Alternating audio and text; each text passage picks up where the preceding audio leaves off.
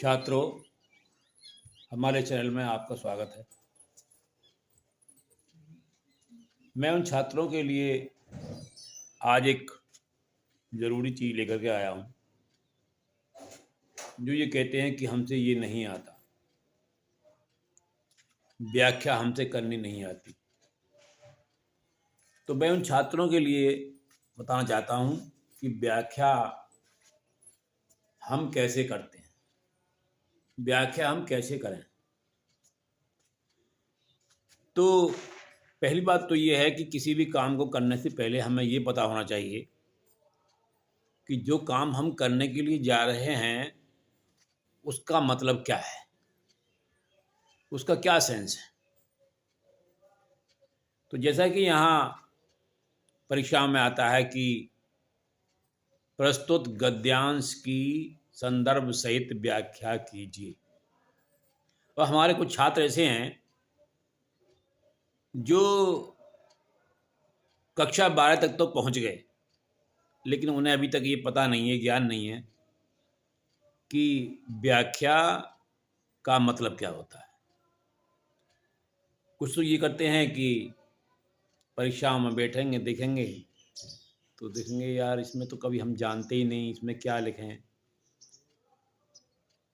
होता ये है कि वो ज़्यादातर छात्र ये करते हैं कि उसकी उन्होंने नकल उसकी पैराग्राफ की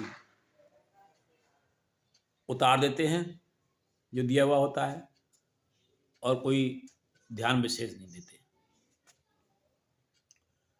आजकल एक और है कि उनमें एक जो पंक्तियां दी होती हैं, उनमें कुछ पंक्तियां जो होती हैं वो रेखांकित कर दिया जाता है, अंडरलाइन। तो लिखता है कि रेखांकित पंक्तियों की संदर्भ सहित व्याख्या कीजिए। तो पहली बात तो ये है, मैं आपको बताऊं कि हमने जान लिया कि व्याख्या है क्या। तो व्याख्या किसी बात को विस्तार से स्पष्ट करना,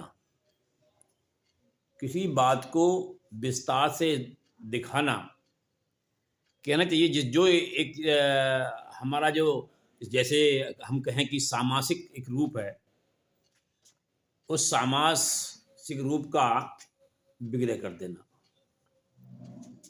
उसको थोड़ा बढ़ाकर बता देना। तो यदि आप ऐसा करते हैं कि आपको उन पंक्तियों में ध्यान पहले ये देना है कि जो रेखांकित पंक्तियां हैं हमें उन्हीं के बारे में लिखना है,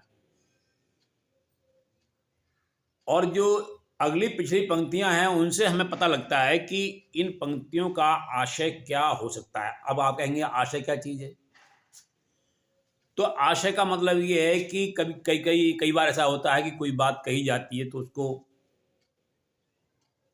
कह दिया जाता है और हम समझ नहीं पाते कि अभी इसका क्या मतलब है। वही चीज़ है आशय, मतलब समझो कि ये है क्या।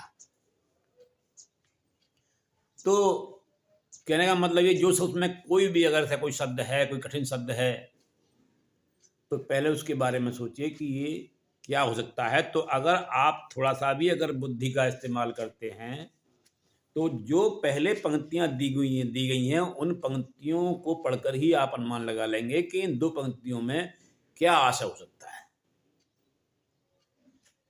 तो कहने का मेरा मतलब यहाँ ये है कि व्याख्या जो है वो किसी बात का थोड़ा विस्तृत रूप है, उसको समझाने का प्रयास कीजिए। अब बात ये आती है कि हम इसको शुरू कैसे करें। तो जैसा कि प्रश्न में दिया हुआ होता है कि रेखांकित पंक्ति की संदर्भ सहित व्याख्या कीजिए। तो संदर्भ के लिए क्या है जी, देखिए आपको इधर उधर की बातों से कोई मतलब नहीं है। संदर्भ में विशेष दो बातें होती हैं, किस पुस्तक से, किस पाठ से लिया गया और कौन लेखक है। अगर वो गद्य है तो लेखक है, और अगर वो काव्य है, पद्य है, तो वो रचयिता है या फिर रचनाकार है या फिर कवि है। तो इस बात का हमें ध्यान रखना है कि कभी भी गद्य के लिए संदर्भ में आप रचयिता ना लिख दें,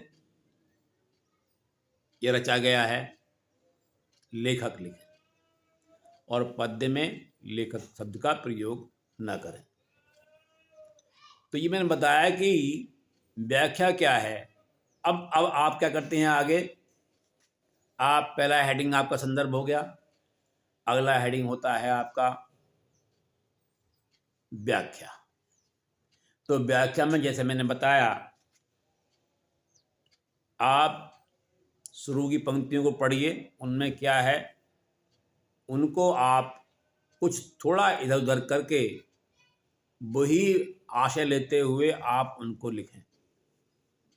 कहने का मतलब ये है कि ये ऐसा नहीं लगना चाहिए कि आपने पंक्ति की नकल की है। कुछ अपनी तरफ से लिखें, कुछ अपने बुद्धि का इस्तेमाल करें, थोड़ा सा बढ़ाकर लिखें। उसके बाद में जो आती हैं रेखांकित पंक्तियां। अब रेखांकित पंक्ति के लिए आप नोट लिख दें उसके ऊपर, रेखांकित पंक्तियों की व्याख्या। तो देखिए, इतना आप समझ गए। अब उन रेखांकित पंक्तियों का आप थोड़ा विस्तार कीजिए, और विस्तार करने के बाद में यदि आपको कोई चीज़ अच्छी उसमें लगती है तो आप उसमें एक हेडिंग और बढ़ा सकते हैं, लेख में सौंदर्य।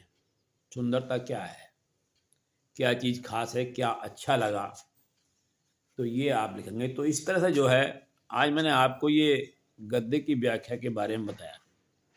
अगली वीडियो में मैं आपको पद्य की व्याख्या कैसे होती है ये भी मैं आपको बताऊंगा। तो आप निराश ना हों, प्रयास करें, आपको इसमें कामयाबी जरूर मिलेगी। धन्यवाद।